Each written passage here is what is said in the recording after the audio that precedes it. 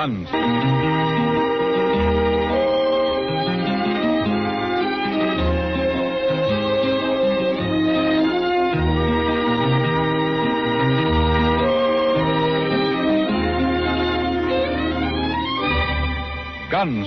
starring William Conrad. The story of the violence that moved west with young America. And the story of a man who moved with it. I'm that man. Matt Dillon, United States Marshal. The first man they look for and the last they want to meet. It's a chancy job, and it makes a man watchful. And a little lonely.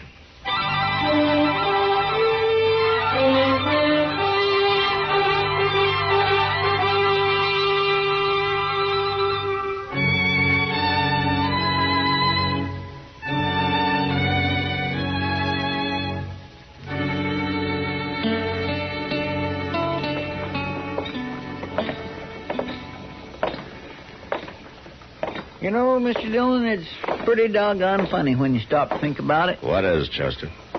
Life is. Oh? You, been reading another book? Well, yes, sir, I have. It's one Doc lent me. It was wrote by some fellow named Shakespeare. Did you ever hear of him, Mr. Dillon? Shakespeare? Yes, sir. Pretty well known in his day, I guess. He died, though, quite a while back, according to Doc. Oh, yeah, so I understand, Chester. He don't use English too good. He's one of them foreigners, so it makes it kind of hard to follow him, you know. But I'll say one thing, Mr. Dillon, he sure does call the turn on the way people act. Is that so? Why, the things that was going on over there in Europe and all them cities in the olden days, it's just the same as what modern folks are doing here in Dodge right now. You don't say. Why, they were scheming and plotting and lying to one another just the same as now. Well, then at least things aren't getting any worse, huh? Every time a person turned around, somebody was killing somebody, seemed like. Used swords and knives mostly. It appears they didn't have no guns to speak of back then. Stay out. Wait a minute, Don't come Chester. back here again unless you're sober. Well, that's Buck Weber, Mr. Dillon. Yeah. Come on. Come back here. I'll show you if I'll come back here, Noonan. Hello, Buck. Marshal? What seems to be the trouble? No trouble, Marshal. No trouble at all. No. If Sam Noonan was to throw me out of the Long Branch, I'd call it trouble. He didn't have no cause to. Well, he must have thought he did. Sam's a pretty fair man, ordinarily. I wasn't doing nothing. I just wanted to see Rancy was all. Rancy? What's she doing in there? She's working. What do you think a woman would be doing in there? Your wife's working on the Long Branch? 3 days ago, she took some of her things and come into town. She said she was leaving the farm. She was leaving me. Wouldn't come back no more. Oh, Buck, you know how a woman is. She'll say a lot of things when she's mad. Now, Rancy, she ain't like that. She meant it, Marshal. And I ain't even let her do it. I'll give her some rope. She'll cool off in a few days, maybe. No, with that tin-horn gambler hanging around her, she won't. I'm going back there and kill that no good. Wait a minute, Buck. Wait a minute now. Sam told you to stay out, and from the shape you're in, I think maybe he's right. What do you mean, the shape I'm in? Well, you had a little too much to drink, I think. Come on, let's take a walk, huh? I want to walk. Take his other arm, Chester. Yes, sir. I want to go back there and talk to Rancy. Come on. It'll keep. It'll keep, all right. That slick-talking gambler hanging around, filling her full of lies. Which gambler? What do you mean? Well, that Frisco Bates. He's been in there every night since she started. Talking soft to her. Trying to give her doubts about her rightful place in the world. She must have had a few doubts already, Buck, or she wouldn't have left you. Carrying on the way she is with that Frisco Bates. Everybody laughing at me. I'm going back there and kill him. Wait, no, you're not. Now, come on.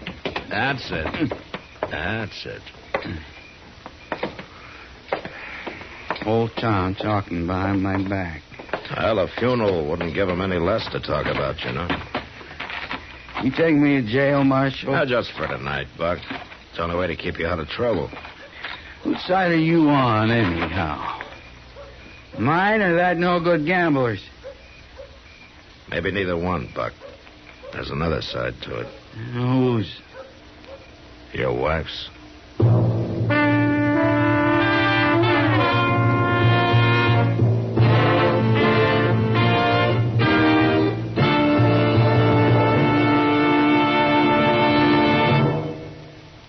think you should leave politics to the politicians? Well, I'm sure some politicians would like this. But tell me, are you the sort of guy who thinks taxes are too high? Do you like the way your city is kept up? Do you think there should be more parks, perhaps a lot more sandlots for baseball or football? You say you do or don't like the foreign aid program? Well, our government was designed to give you a voice. You'd be surprised at how influential a letter or a wire is to your congressman or senator. You should protect your right to be heard by voting. As the Athenian Pericles said, we do not say that a man who takes no interest in politics minds his own business. We say he has no business here at all. Unquote. Take an interest in politics. It is your business. This is one definition in our dictionary of freedom.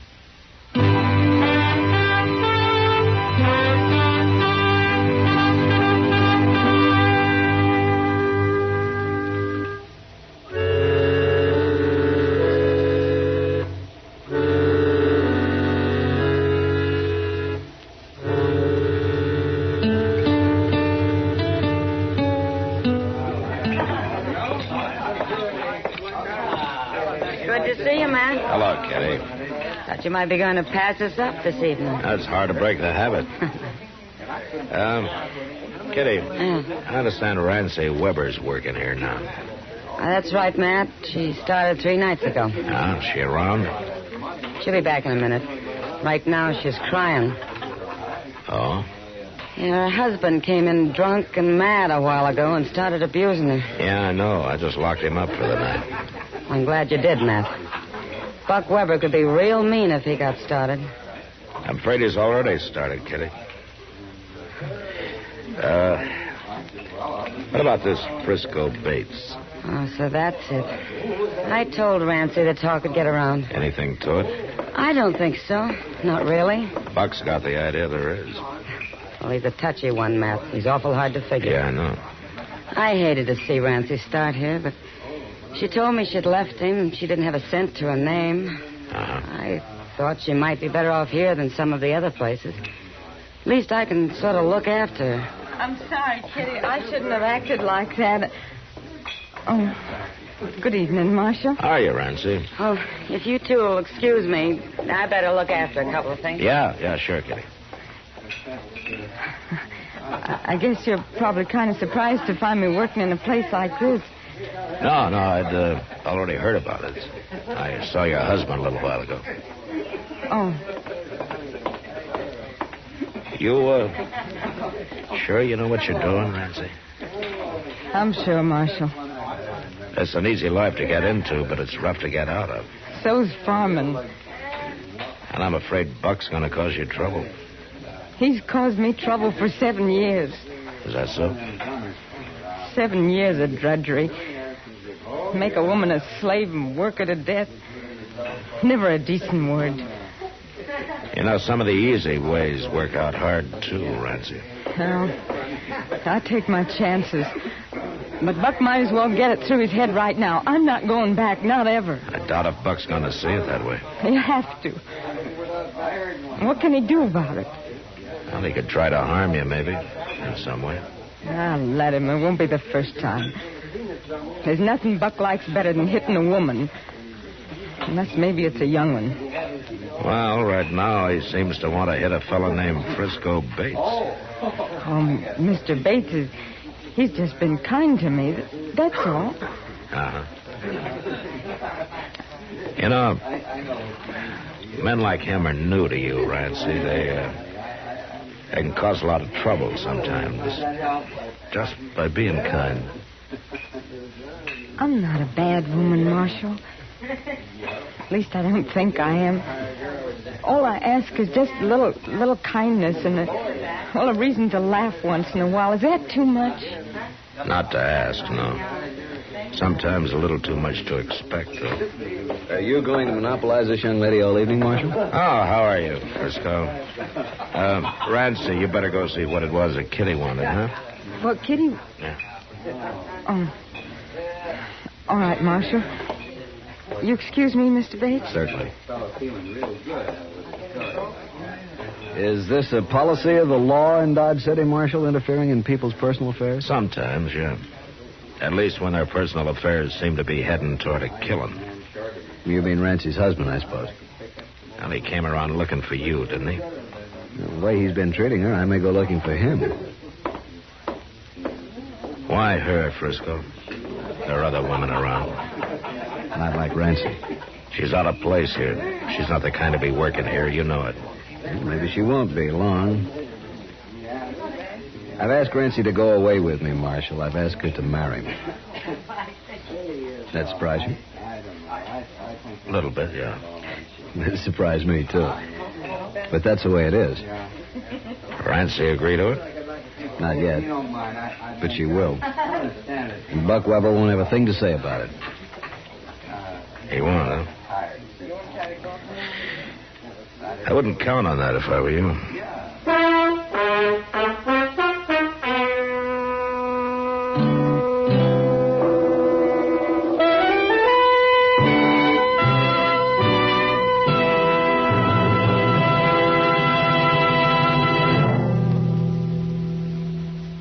Many a child has been warned by his parents that if he digs too deep a hole in the flower bed, he's liable to fall through to China.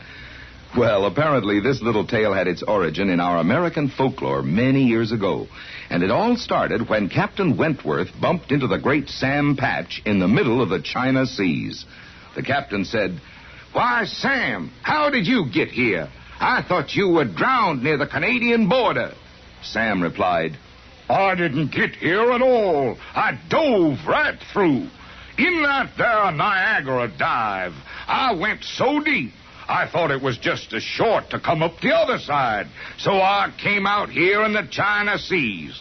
Now you just turn your ship around and I'll race you back to Boston. And if I don't beat you, then my name's not Sam Patch." Folklore belongs to every nation's legendary past, and I guess we Americans have our share of some tall tales.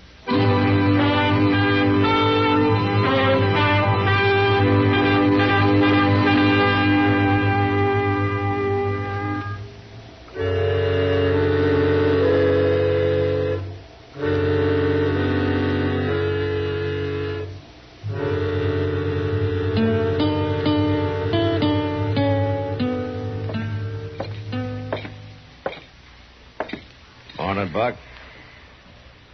Marshal? Did you sleep all right?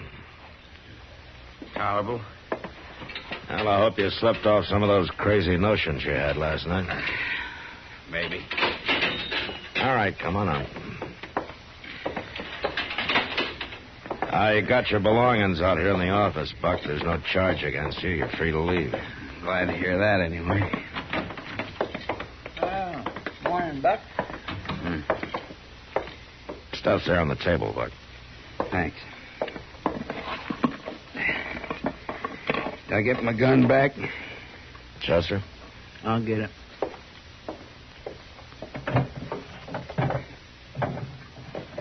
There you are, Buck. What are your plans? Well, I reckon I better ride back out home and take care of the chores. Stock's used to being fed a couple hours earlier than this. Not what I meant, Buck. What about Rancy? I ain't rightly made up my mind yet, Marshal. Leave her alone, will you? Give her a chance to use her own judgment. Don't seem like she's got much of that. From the folks she's took up with the last few days. It's her own business. She's a grown woman. She's a married woman, too. She hadn't ought to be carrying on the way she is. She hasn't done anything wrong. I ain't saying she is. I got nothing against Rancy. Any woman's liable to get out of hand once in a while and start thinking fancy. I get her back out there in the farm for a week or two, she'll come to her senses. Uh-huh. It's just that Frisco that's causing all the trouble, trying to turn her head. As far as I can see, all he's doing is treating her with a little respect. It's a matter of opinion, Marshal. Well, if the law's got no more dealings with me, I'll be getting on. No dealings, Buck. Not right now, anyway. Good.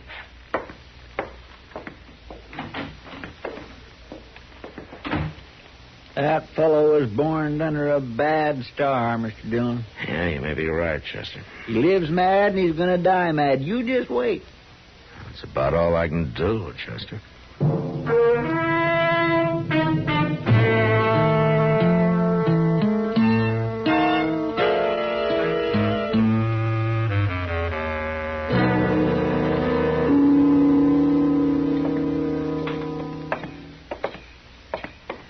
You know, Matt, the best time of day is at night. I always look forward to it. Oh, why so, Doc? Because after dark, this flea-bit town doesn't look so goddamn ugly. That's why. I see. If a man puts his mind to it, he can even imagine he's someplace else. Seems to me if a man really wanted to, he could pull up stakes and be someplace else. I don't know about that. A couple of years out on this blasted prairie leaves a man uncivilized for the rest of his life. Doc, you were born uncivilized. Oh, in medical school, I was regarded as a lad of culture and refinement. Medical school? I always thought you had veterinary training. I'd have been better off if I had. There's more animals around here than people. And that's not counting the people that are animals. Or just the same as, anyway. Oh, they're improving a little bit year by year. Oh, yeah, sure, they're improving. They're all for themselves, and the devil take the hindmost. That's what. Human nature doesn't change, Matt. Well, that's what Chester thinks, since you started him reading Shakespeare. Yeah, it won't do him any harm. Come on, Doc. He's over back of the Dodge House, I think. Yeah, you say civilized, huh? Oh, sure, yeah. Improving. People shooting each other all the time and bullets flying around. Come on over this way. Yes, nobody dying in their beds. Oh, yes, they're civilized. Yes. Over here, Mr. Dillon. Somebody fired through the window in the Frisco Bates room. They must have been hiding out here in the dark somewhere. All right, come on. We can get in through the back door. Yes, sir. Will you stand back, please? Stand away from the door, will you? All right, go on in, Doc. Chester. Good. It's the first room, Mr. Dillon. Right here at the corner. Uh-huh. Quiet, huh? For Mr. Dillon. Well, good Lord, Matt. Yeah. All right, take over, will you, Doc? I got some dealings with a man.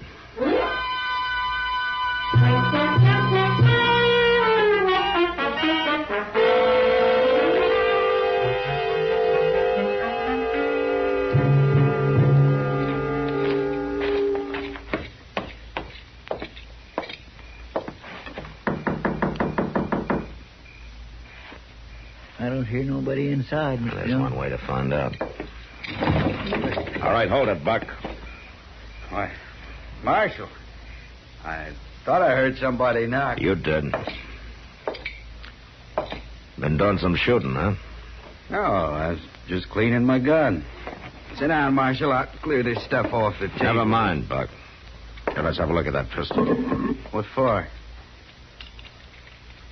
Well, there have been 3 shots fired here. Oh. Yeah, I forgot there was a coyote bothering around this morning. There were 3 shots fired in town tonight back of the Dodge House. That's so. And a half a dozen people saw you running away from there right afterwards, Buck. Why, I ain't been out of the house since dark. Huh? And somebody's been riding one of your horses pretty hard, still lathered. You don't say.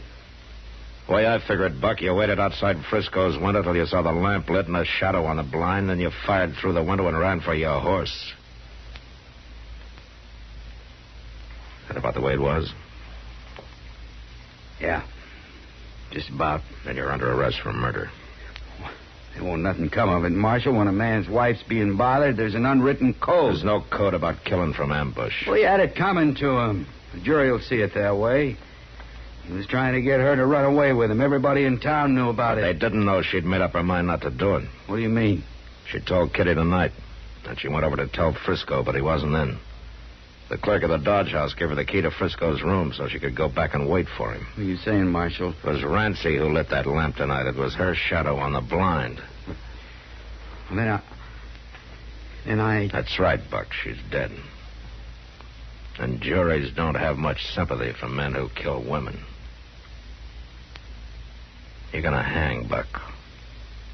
Just as sure as shooting.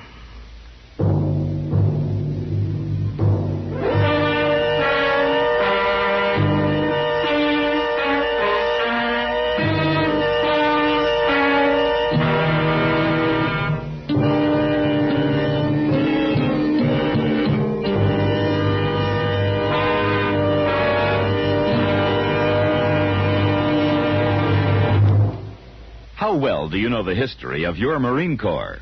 For example, did you know that the Marines were the first American troops to be decorated with the Fourragère, one of France's highest decorations of honor? In June 1918, the German army was in possession of Belleau Wood, a highly strategic point on the way to Paris, and unless the wood was secured by the Allies, Paris would soon fall. 2 regiments of the American 2nd Division, the 5th and 6th Marines, were deployed to the south of Belleau Wood and ordered to drive the German troops back. Although greatly outnumbered, the Marines attacked again and again, and within 3 weeks, Belleau Wood was secured for the Allies. After Belleau Wood, the Marines continued their valiant fight, and to them, the grateful French government awarded the Croix de Guerre with 2 palms and a gold star, and the first American troops to be so honored, the Fourragère. Thus, another page was added to the history of your United States Marine Corps.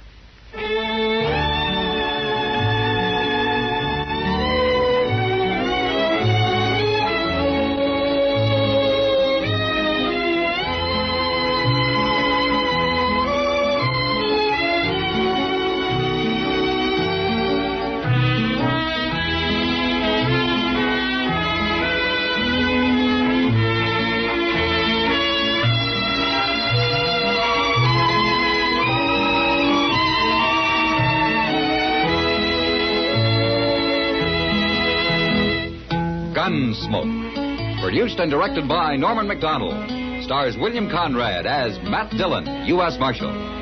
Featured in the cast were Parley Baer as Chester, Howard McNear as Doc, and Georgia Ellis as Kitty. George Walsh speaking. Join us again next week for another specially transcribed story on Gunsmoke. This is the United States Armed Forces Radio and Television Service.